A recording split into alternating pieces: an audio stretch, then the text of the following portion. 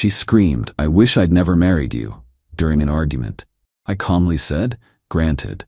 Then I filed for an annulment based on fraud. Her soulmate vanished the moment he learned she'd have to return the wedding gifts and dowry. I, 32 male, have been married for 10 months. Or at least I thought I was. Our wedding was big.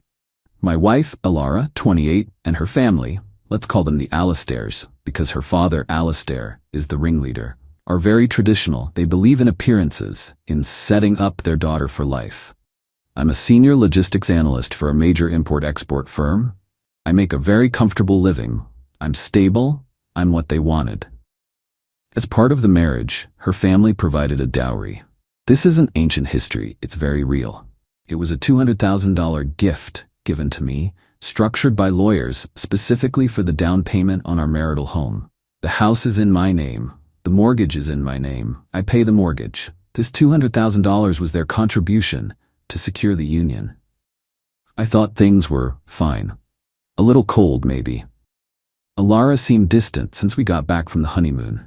She was always on her phone, always reconnecting with old friends. She wasn't working, claiming she needed to decompress from the stress of the wedding. I was paying for everything.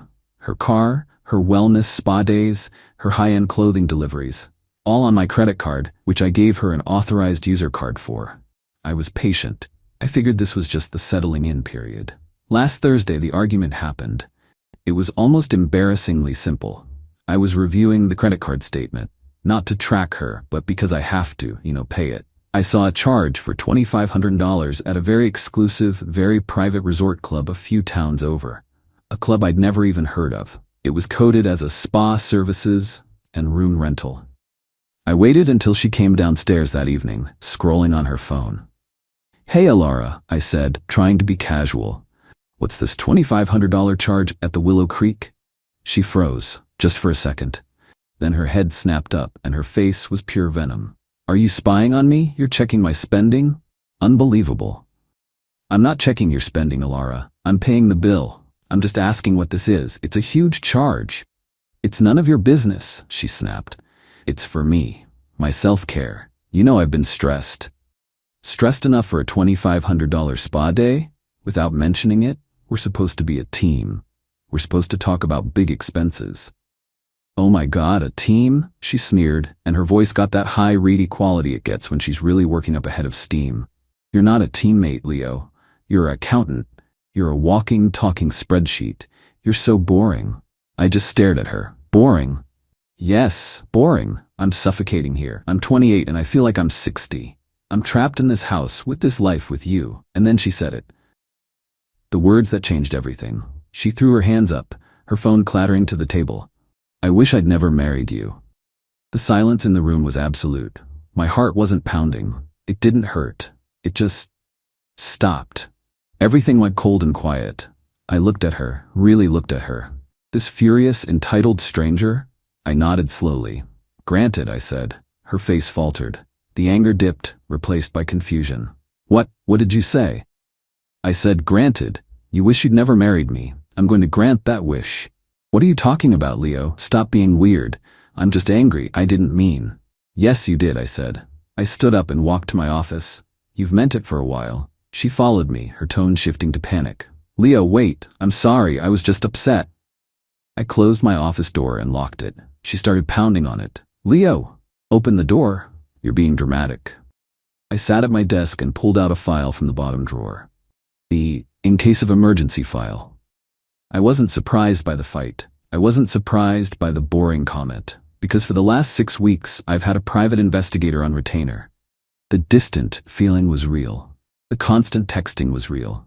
I'd found a second, hidden SIM card in her old jewelry box 2 months ago. I put it back, said nothing, and hired a professional. The PI, a no-nonsense guy named Mike, had been thorough. He confirmed Alara was meeting someone, a man named Julian, 30 male, her soulmate, an artist who, as far as I can tell, makes a living selling overpriced prints and consulting for brands. But here's the kicker. Mike didn't just find a current affair. He dug deep. He found emails. He found text message backups. He found proof that Alara and Julian were together before our engagement. They had a fight. He couldn't commit. She got engaged to me, the stable option, to make him jealous. And then a month before our wedding, they got back together. There were texts. Texts like, "Just get through this, baby. Once you're married, you'll have him locked down. He's so naive. He'll fund our entire life. 6 months, give it 6 months, let the dust settle, and then you can realize you're unhappy and take him to the cleaners. We'll use his money to open my gallery." She didn't just cheat, she married me under false pretenses. She committed fraud. I sat there, listening to her pound on the door and wail about how I was scaring her. I made 2 calls. My lawyer, "Arthur, it's Leo. We're executing the plan." She just confirmed it. "File the petition for annulment based on fraudulent inducement." "Yes, send the server to the house tomorrow morning. I'll be gone." My bank. "Hi, I need to report the authorized user card on my account, number ending in 582, as compromised and request it be cancelled immediately." "No, I don't need a replacement." I packed a bag. I took my laptop, my documents, and the file. I walked out of the office. She was sitting on the stairs crying. "Leo, please," she sniffled, looking up at me.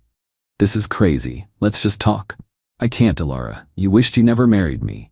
And honestly, right now, I wish the same thing, so I'm making it official." "What does that mean? A divorce?" "No," I said, opening the front door.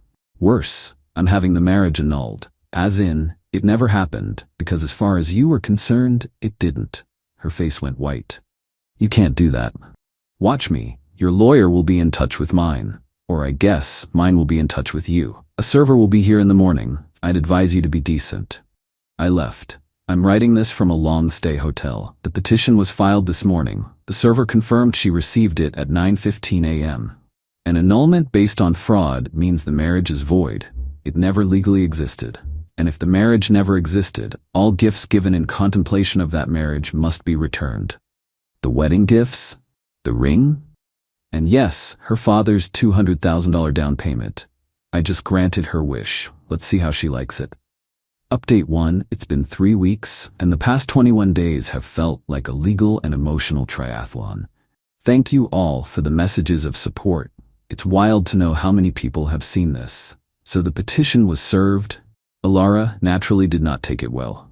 I had 53 missed calls in the first 24 hours. From her father Alistair, from her mother Beatrice, from her sister. I blocked them all. My lawyer Arthur sent a very clear all communication must be directed to my office letter to her family. Of course, they didn't listen. The first confrontation happened 4 days after I left. Not at my work, thank God. I'm not an idiot. I gave my building security their photos and told them these people were not to be allowed up under any circumstances. No, they found my hotel. I still don't know how. I was walking back from getting coffee, and Alistair was standing in the lobby, looking like he was about to burst a blood vessel. "Leo," he boomed, causing 2 people at the desk to look up. "You are going to stop this. You are going to stop this right now." I just sipped my coffee. "Hello, Alistair. You shouldn't be here. You need to talk to Arthur." "Do not speak that charlatan's name to me," he spat. "An annulment? Are you trying to bring shame on my daughter? On my family? Your daughter did that herself when she was texting her soulmate a week before the wedding, planning how to spend my money," I said, my voice low. "I'm just tidying up the paperwork." "This is a shakedown," he yelled. "You're trying to keep the dowry. I knew you were a greedy little worm." "Quite the opposite, Alistair," I said, smiling pleasantly. "I don't want your money. I'm going to give it back to you. Once the house is sold, that $200,000 comes off the top and goes right back into your bank account. Which of course means Alara gets, well, she gets what's left, which isn't much." His face went from purple to a sort of sickly gray. He finally understood. This wasn't a negotiation. This was a liquidation. He started to sputter, but I just walked past him to the elevator. "Have your lawyer call Arthur, or don't. We'll see you in court." Then came the dirty trick. And I'll hand it to them, it was the classic textbook move. I got served. Alara had lawyered up fast. She was filing a counterclaim. She was contesting the annulment and simultaneously filing for an emergency hearing. She claimed I was abusive, that I was a financial controller, that I had violent outbursts, which is hilarious. I'm a data analyst who builds ships in bottles. She claimed she was in fear for her life and that I had abandoned the marital home. She was requesting an emergency order to grant her exclusive use of the house, force me to reinstate all her credit cards, force me to continue paying all household bills plus a generous temporary alimony, force me to pay her legal fees. She was trying to use the system's bias against men in domestic disputes to paint me as the villain, all so she could stay in the house with her boyfriend on my dime. We ended up in court last Tuesday for the emergency hearing. It was illuminating. Alara was there, dressed in a demure, high-necked blouse, dabbing at her eyes with a tissue. Her soulmate, Julian, was sitting in the back row, trying to look supportive. He looked like a guy who thought he'd won the lottery. Her lawyer went first, painting a picture of me as a monster, a cold, controlling man who cut off his devoted wife for one small argument. Then Arthur got up. He was magnificent.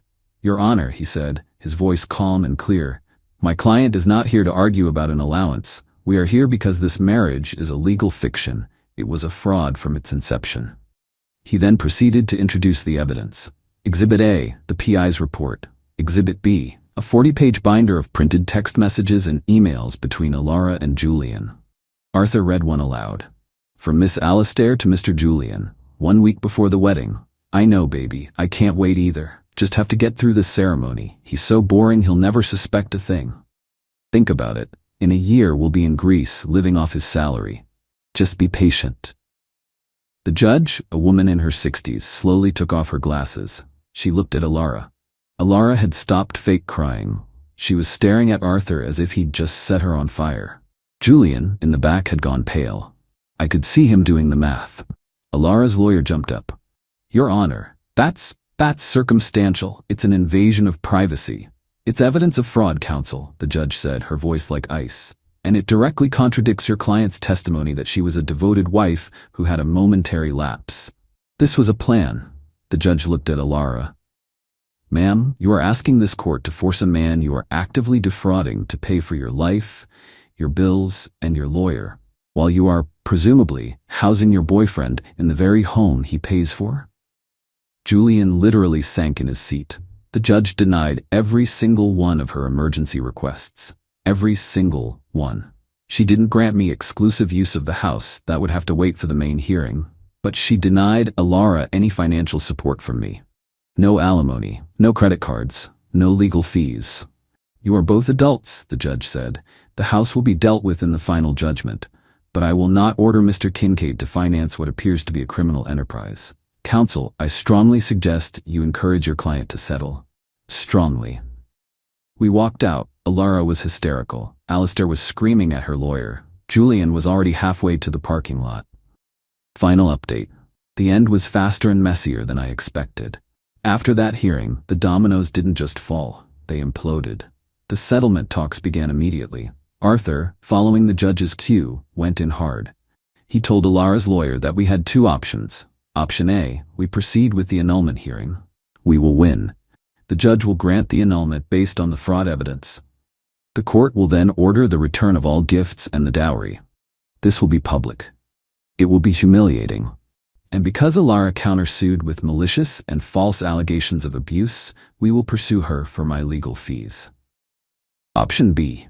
Alara agrees to an immediate, uncontested, no-fault divorce.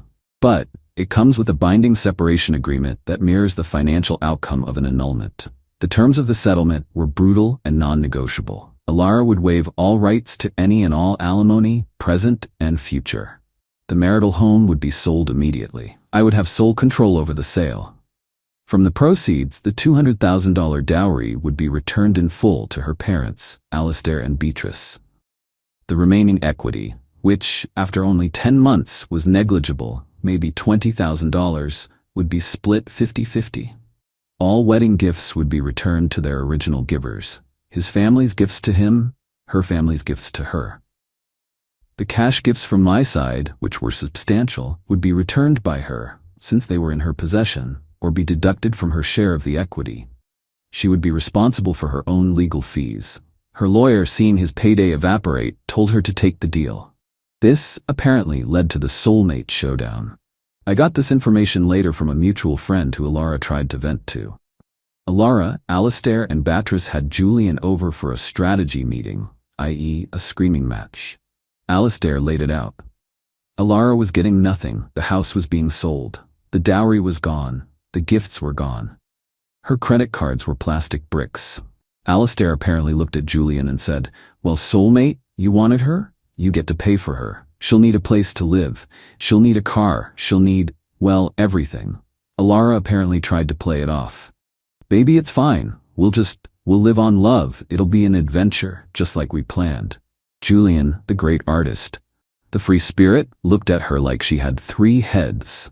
According to the friend, he said, "What are you talking about? Live on love? I can't pay for this lifestyle. I thought you were getting the house. I thought he was paying you."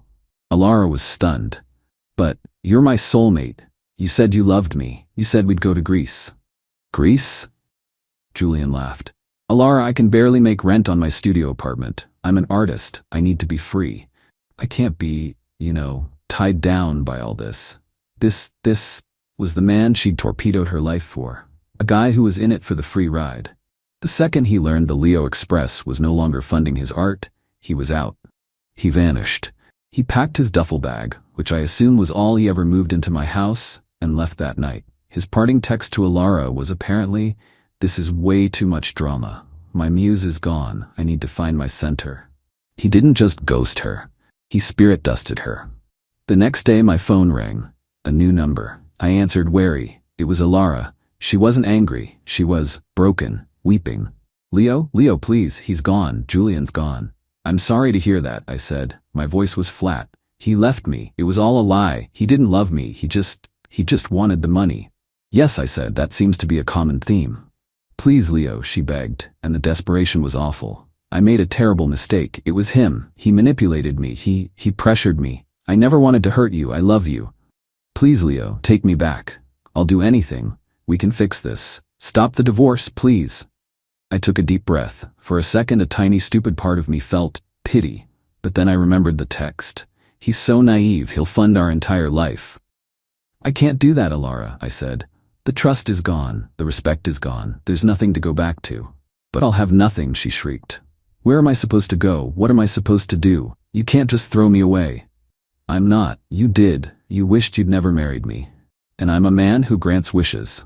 The settlement agreement is waiting for your signature. You have 24 hours, or we proceed with the public annulment. Goodbye." I hung up and blocked the number. She signed it. The last 2 months have been a blur of logistics. The house sold fast, thankfully. I wrote a check for $200,000 and mailed it, certified, to Alistair. I got a $10,000 check for my half of the remaining equity. Alara had to move back in with her parents. Her car, which I was paying for, was leased. I terminated the lease, and it was repossessed. She's driving her mom's old minivan. Her family, I've heard, is furious with her. Not for the cheating, but for the sheer incompetence. She didn't just fail. She failed in a way that cost them money and social standing. I'm in a new apartment. It's smaller, but it's all mine. It's quiet. I'm sorting through a mountain of legal bills which I'm paying myself. It cost a lot of money to not lose everything. I don't feel happy. I don't feel like I won. I feel excavated. Like I just survived something that hollowed me out. I feel numb, but I also feel free. I wasn't a husband. I was a target. A long-term investment she and her family were trying to cash in on. The $2,500 spa charge that started it all? It was a romantic getaway. For her and Julian. A little pre-celebration of the life they were about to steal from me. She didn't just wish she'd never married me. She acted like it from day one. I just made it a reality.